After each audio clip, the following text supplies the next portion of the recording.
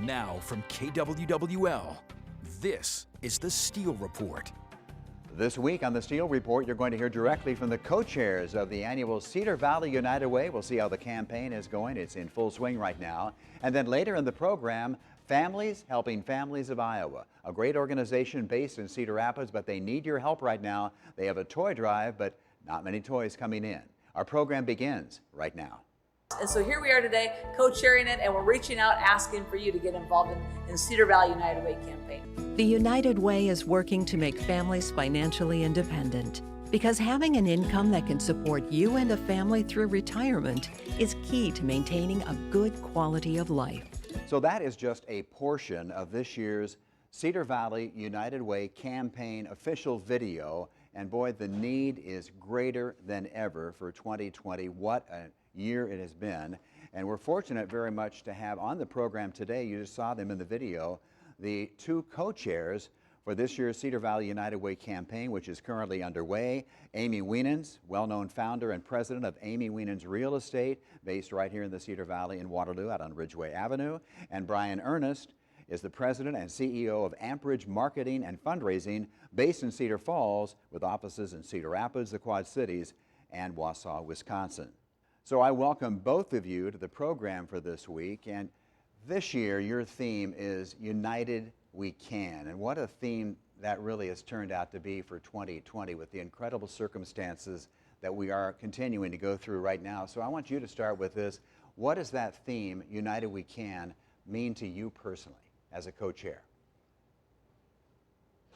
Yeah, thanks, Ron. You know, you're absolutely right. This has been an incredible year, a very difficult year for so many in our community. And, you know, when Amy and I made the decision to come together and chair the United Way campaign this year, we knew that united together, the two of us, could help to make a difference in our community. Little did we know that 2020 was going to be the year that it is. And, you know, I think we're reminded each and every day that when we come together, no matter what the impossible task seems to be, that we can do amazing things. We can come together to help our community through COVID right now. We knew there were big challenges before that of coming together in a community that needed to improve our education system in our community, improve the health of our citizens here in the Cedar Valley area, to help people lift themselves up out of poverty and get back on their feet. And so we know that united, we can. You know, Brian and I were just talking about this a little bit earlier, how this community means so much to us. It's our community, and our families live here. This community has been really good to me personally. And this year, 2020, we had no idea what was coming down the line. None of us did. But United We Can. I have been so amazed when we've done virtual calls. We've missed out on being able to go meet with people, but we've done virtual calls. And here's the thing. Companies are rising. People are rising. They're still stepping up to give. And I've been amazed every time we go into those situations, or every time we get responses. I'm like, wow, we live in an amazing community with a lot of amazing givers.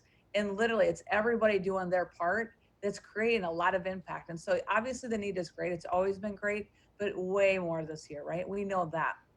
But I've been so amazed by what we've seen, and people stepping up, and people caring, and just giving. And so this year is all about, isolation. We understand the impact of that. We understand the impact of being, that's definitely been felt this year.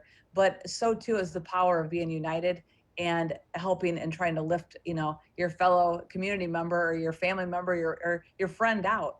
It lifts everyone. Now, throughout the segment here today, we're going to be showing you 2 or 3 videos, by the way, that Brian's company, Amperage Marketing and Fundraising, put together. Bob Waters, Brian Folsky, and all the great folks out there at Amperage. Here's one of the videos I wanted to talk about right now. Tom Ekas of Blackhawk Grundy Mental Health Center talking about what they're doing right now during this pandemic and how they benefit from the dollars created and donated to the Cedar Valley United Way. Since 1949, we've been providing community-based mental health services to residents of Blackhawk and Grundy County. We've got about 6,000 active clients that come to the mental health center for their care. What we provide is medication management support services that allow people to function as well as possible given the fact that they may have a serious mental illness. United Way has been a huge component of what we do. The Care Coordination Grant has allowed us to hire a full-time person to connect with new patients that may need mental health services and be that warm, friendly face that says it can be kind of scary, but here's what I can help you with. With the support from United Way, we've been in the telehealth business since 2011. We've basically got into what's called the cow cart business, computer on wheels. We've got 3, hoping to purchase another 5, where we can take out to schools to remote kids into the office to see their therapist or provider here. People should know that their dollars aren't being used to remodel offices or buy furniture or those type of things. We put it into client care. What did you take away from what Tom Ekus there had to say in that short video? Ron, that just not that many months ago, probably a year ago right now, across Iowa and across our country, we were talking about mental health as a pandemic itself. We were talking about the shortage of mental health workers. We were talking about, the fact that insurance companies need to be paying, helping to support mental health services, more companies implementing things like EAP programs and other mental health services. Bullying was a huge topic. I know that's something that our local mental health providers deal a lot with our young people. As a father of teenage boys myself, I know, that's something that teenagers can face. There was a lot of concern about mental health. And now with COVID, it feels like even those of us who probably each and every day feel pretty well adjusted have some struggles. And it's wearing on all of us. What's the best way and easiest way for people to make a donation to the Cedar Valley United Way? Ron, great question. So the easiest way to do it is to go to cedarvalleyunitedway.org. It's an easy way to give. We've been actually setting up websites for a lot of the companies that give, personal websites for it. So if your company or your employee does that, if they're doing a United Way campaign, it's already set up. But just for everybody else out there that are wanting to help out and give and make a real impact, cedarvalleyunitedway.org. Brian, one other area that I really wanted to talk about here today in our segment is the real critical issue, preschool and child care services. There was a shortage before the pandemic started, and now it's greater than ever. So talk a little bit about that and the importance in your campaign of trying to fulfill those needs. Ron, the shortage of childcare has been an epidemic throughout the Cedar Valley, and not only the Cedar Valley, but also Iowa for some time. Working parents really struggle with finding affordable daycare. And even if they do find it, it may not be close to where they work or where they live. And so spending a lot of time getting little ones off to daycare, picked up from daycare, and then also finding daycare workers to staff daycare.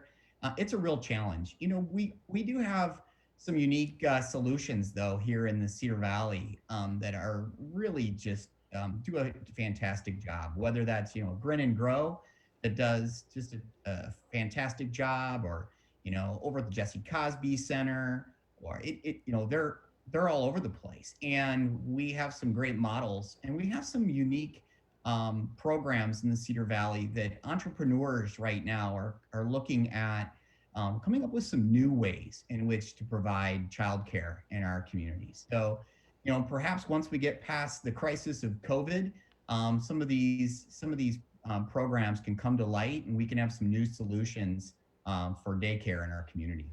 We provide childcare services and also preschool services for children ages 18 months up to 11 years. We are delighted to have the only certified Nature Explorer classroom in all of Black Hawk County, which means there are 10 to 12 centers outdoors that the children can learn about and learn to respect nature. It really does make an impression on them in terms of learning language concepts, the artistry of learning about plants and different creatures. Children learn so quickly at this age. Their brains are like sponges, and if you can teach them just little things, they'll retain it for a long time, a lifetime.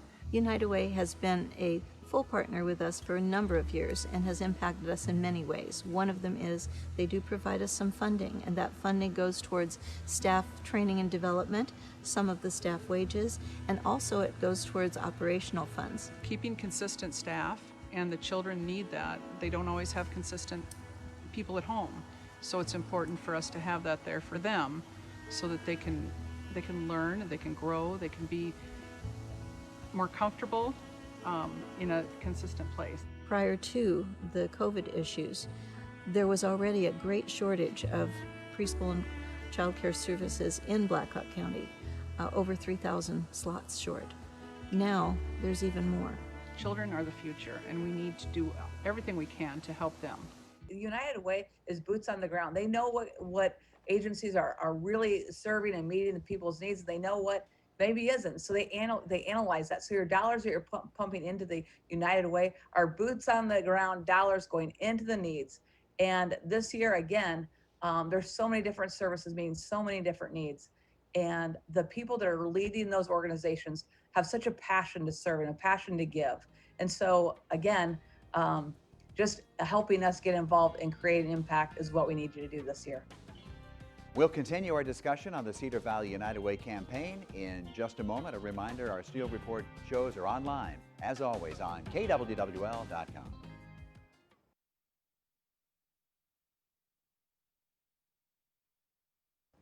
Welcome back to this week's edition of the Steel Report. Let's continue our discussion right now with Amy Wienans and Brian Ernest, the co-chairs for this year's Cedar Valley United Way campaign, which is currently underway. 10.4% of adults in the Cedar Valley do not have a high school diploma.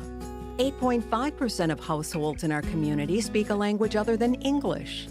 Only 69.5% of fourth graders in our communities are proficient in reading. Another example right there of the great campaign video for the Cedar Valley United Way put together this year by the fine folks over at Amperage Marketing and Fundraising. And we do have the president and CEO of Amperage Marketing and Fundraising, Brian Ernest, with us today. And Brian, of course, is one of the co-chairs of the Cedar Valley United Way. And I know we always talk about reaching a goal. And I remember, I think it was 8 or 9 years already when Dave Brayton, the publisher of the Courier, and I were the co-chairs, and I remember us asking Sheila Baird, how much money are we expected to raise? What is the goal? And Sheila did not give us a dollar amount. She said the need is always greater than whatever you guys can raise. And Brian, are you and Amy finding that out?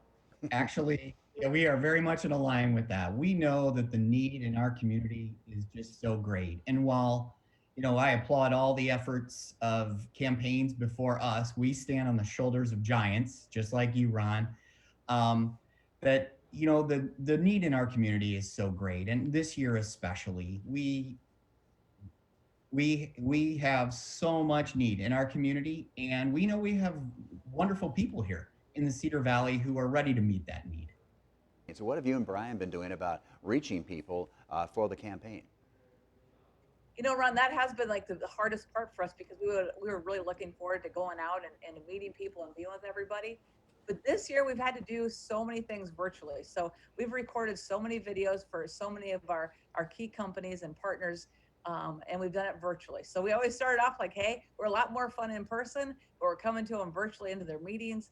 And many have been open, and they've all jumped in and continued to give. We've only been on site in a few places, and when we get to do that, when we get to get on site, it's like, oh, this feels great, people, you know. But we're making a way, and so we've sent out a lot of videos this year. The United Way is helping families in the Cedar Valley. Listen to this. This is really incredible.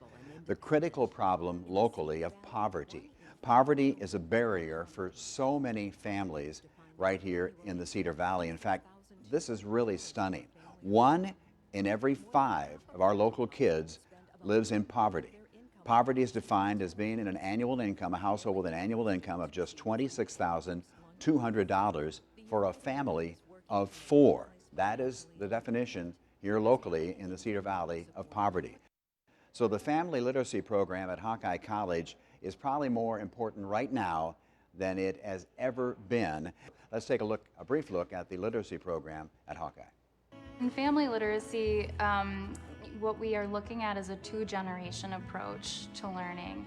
And so what that means is you're equipping the parent with those early language and literacy skills and also reading strategies. We're equipping parents with the skills that children are learning at school or in early childhood development centers so that the parent at home can be the first teacher for their children. I give both books that are paired with instruction, but then also free choice books so that families are able to choose things that are personally interested to them and interesting to their children. I'm from Africa. My country is a Democratic Republic of Congo.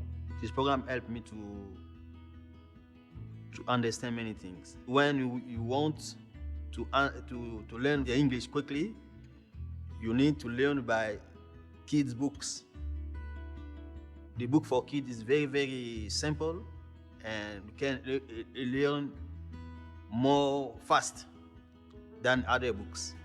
United Way funding means everything to this program. We just wouldn't exist without it. It wouldn't be possible. There is not federal funding available at the moment, and it hasn't been available. When that stopped about 10 years ago, United Way stepped in, and they have kept the doors open along with some other community funders. When we get books in the hands of young children, coupled with their parents who know what to do with those books, you are seeing a generational impact with that dollar. So there you have it, just a brief example of what's happening on the grounds of Hawkeye Community College at the main campus and then downtown at the Van G. Miller Adult Learning Center. Brian, really critical aspects. Again, though, they need help from the funding of the Cedar Valley United Way, don't they? They certainly do, Ron.